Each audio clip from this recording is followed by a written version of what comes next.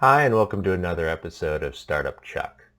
Today we're going to finally be talking about raising money. I know that that's kind of an interesting subject for a lot of people, a little bit daunting, but there's a lot of different levels of it, and some of it's a lot easier than you think. So let's first start off with, I'd mentioned in prototyping that if you didn't have the funds to prototype what you're trying to do, because it might be more difficult, then you might want to try and get a seed round of funding for a prototype. Now, how are you going to get a seed round of funding? Well, this is where you're going to have to convince somebody that they are willing to part with their money because they either think that what you're doing is going to be successful or that they want the product that you're going to produce. So friends and family may not be necessarily your core demographic if you are making a certain type of product. So sometimes the best way to find an investor is find somebody who wants that product. It meets a need for them. Then they're more likely to want to not only invest in buying the first one, i.e. working on your prototype, but also then funding the company that you'd be interested in then making more of that. If it meets their needs, chances are they realize other people have the same unmet need. They become an advocate for you. So you might think, why not just jump immediately to Kickstarter, right? So Kickstarter, by the way, is not the best, right? Do not do Kickstarter for a prototype. You want to have a prototype before you get to Kickstarter. And there's a lot of reasons to that I'll get into in terms of when I do an episode on how to make a successful Kickstarter. I have had 3 successful Kickstarters now, and each one has been a lot more successful than the last, but they take a lot of preparation and they involve actually having working prototypes. If you don't have a working prototype, you're going to have a hard time on Kickstarter. The only exception is things like video games where you've made other games in the past, or board games, but usually even for board games and jigsaw puzzles and things like that, there is some sort of rough, dirty prototype that looks like it's held together and cut out from like cardboard and whatnot and hot glue. So either way, no Kickstarter for initial seed rounds. It is not going to be your best thing. I wanted to also say that this episode is brought to you by Chuck Bucket, which is my current company, Chuck Rack, and they're funding these videos, and they're a hitch mount ski rack for the back of your car, and they also make a bike rack as well. But we'll hop out of that now and we'll start talking about more friends and family. So friends and family. This is a personal thing when you're raising money, and that is, how much do you want them to hate you if you never pay them back? Most investments fail in startups. Yours is probably going to fail too, a little less likely to if you listen to everything I've said and you take all the lessons that I've given you, but still, chances are that they're not going to get their money back. So when you're taking money from friends and family, are you the type of person that's going to concern yourself with paying them back and really work hard and make sure they get their money back? Or are you going to be more laissez-faire with their money and then you lose it and then you don't feel bad when you're at Thanksgiving that you lost their money and you don't mind being awkward around them because you know it's going to come up. And then later on, again, people have many failed companies until they figure out eventually what works. It's rare that you get successful the first time around. So if you want to be able to save that until you know that this, the product that you're going to have is going to be successful, that's not a terrible thing also. Or consider smaller amounts from more people. So that way, if you ever have to do it again for something else, maybe you haven't burned that bridge. Personally, I try not to take any friends and family money unless I know I am going to be able to pay them back, which is another thing that I strongly believe, which is don't quit your day job. If you have a good, high-paying working job, then there is no reason why you can't use that to fund your startup or shouldn't use that to fund your startup. So when you're looking for other investors also, showing that you've got skin in the game, that you've invested your time and money initially as well, they're going to be more likely to want to do that. So if you are going to get friends and family or outside people to invest in your prototype, then you definitely want to make sure that you raise enough. And so you'll have to figure out how much your prototype is going to roughly cost, and then probably triple it, because it's never going to be as low as you think it is. You might think you need 1 or 2 prototypes. Chances are that you go through 5, maybe 6 iterations until you have a fully manufacturable product. And then that is what you want to go to Kickstarter with. You want to then raise money on a product that you can show that you can deliver because it's far enough along. And we'll get into a whole nother episode on Kickstarter fundraising. But Kickstarter is basically free marketing for your product and free money that you can use to finance your first manufacturing round.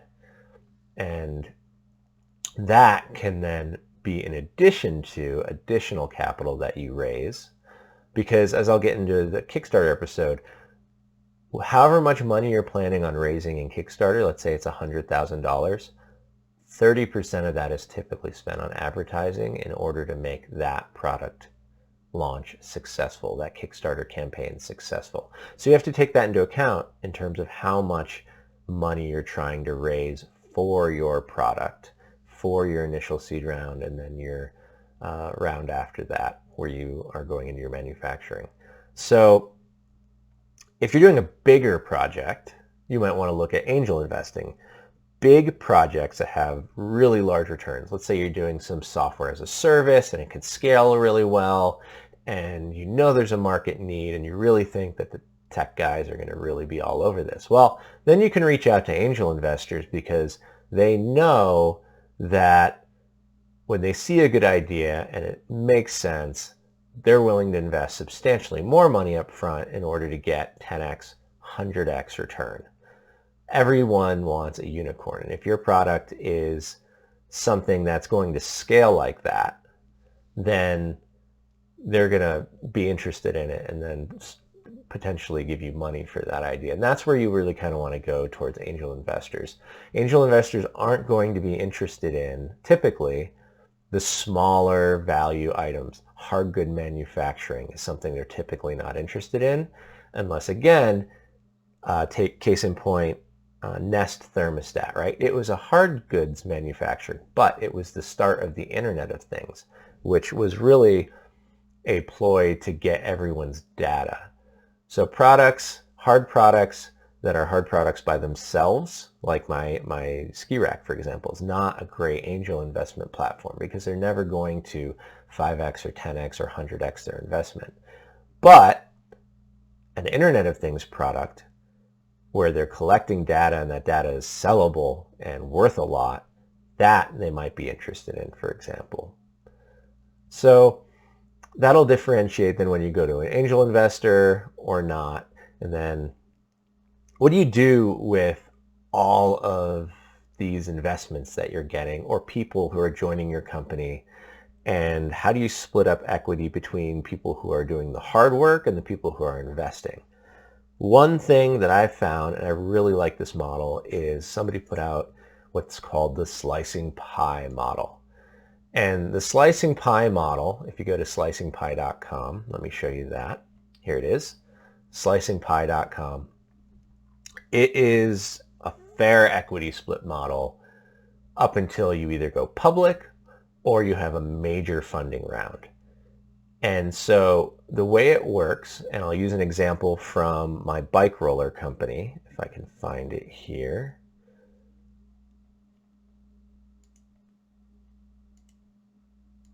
Here we go. Is the amount that each person owns is dependent on cash versus time. Cash is worth 4x and time is worth 2. And so this is because cash is far more at risk than people's time. If you go to your Uncle Joe and he gives you 10 grand in order to invest in your company, that 10 grand is real versus your time isn't really real because you can afford to lose it. And so the way it works is you go in here and you set it up. So here's Charles and here's another person and another person, and you put in based on the date, the number of hours that they put in. And so then you go in here and you put your hourly rate. So let's just say whatever it is, $100,000 a year. And then it would go through and it would say, okay, $100 an hour times, it's technically $50 an hour times 2x, which is 100 times, so you end up with $1,500. And then this would be where you put in unreimbursed cash. So you can see my 15 hours, oops, I'm not even showing you the right section. Sorry about that. So here, 15 hours times 100, 1,500. But cash, unreimbursed cash, is worth substantially more. So here you have $407, which gets 4x'd. And so actually this $400 is worth more than the time 15 hours I put in. And then there's other sections that you can go through in terms of equipment and supplies you donate, facilities, intellectual property, kind of like what you're bringing to the table in terms of you already had IP, commissions, and then all of this goes into the bottom and adds up, and then it goes into this chart basically that shows you your percent equity. And so in general, this makes it fair between all parties, which is great because the last thing you want to have is people feeling gypped or cheated. It used to be that you go into something with somebody and you say, okay, we're both going to program this app, or we're both going to, start this company, but one person gets busy or they have a family, and then if you had a hard written 50-50 equity split, like we're both in this 50-50, then one person is going to definitely start taking advantage of the other person, and that really isn't good for a company. I've used this model now a few times, and so for the Crown Roller and the Banana Bopper and my current company, and even though I have had a bunch of external funding, it keeps it fair. And then when you go to dissolve a company later on and you go to split up the assets, it makes it very easy to go through and figure out how much of each person gets a certain percentage of assets, and then you can divide it out. And the same goes for losses. When you're doing taxes every single year and you're writing off losses, you can divide up the losses between each partner and then use that number when you're issuing K1s and taxes and things like that. And I'll try and do some episodes on taxes and what you're going to expect when you go to file taxes at the end of the year, based on if you're a sole proprietor or based on whether or not you've got a partner or a bunch of partners because you've got a bunch of different investors. One thing I will say is when you're seeking funding, it's nice to keep it small and within friends and family, but if you're starting to actually do taxes for people, amounts less than $10,000 start adding up in cost. Now you can file all your taxes yourself and do all your taxes yourself, which saves a ton. I do a lot of my own taxes with a little help from an accountant, and I do all the prep, and then it gets filed inexpensively, and really it's not too bad as long as you keep the number of investors low. And it's better, like I said, to have higher dollar amounts in order to not spend as much money and how much they gave you on having to file their taxes every year. You wouldn't want to have them give you $100 and then you've got to spend $40 every year in time and effort and filing fees, giving them their K-1 tax forms and whatnot. That wouldn't be worth it. Let's see here. So I think that is basically it for initial funding. It's not as hard as you think. Once you have prototypes, and especially if you sell those prototypes, people will reach out to you if they think the product is good and want to invest in it. You can also go to business competitions and get grants, or once you do a Kickstarter, again, people might want to reach out to you because they think your product is great and want to be a part of it. But I definitely suggest following the slicing pie model of equity split as opposed to giving anybody fixed amounts of equity. It is typically just a recipe for disaster. All right, well, if you like this episode, please like and subscribe. And if you have any more questions, write them in the comments. And thanks and take care.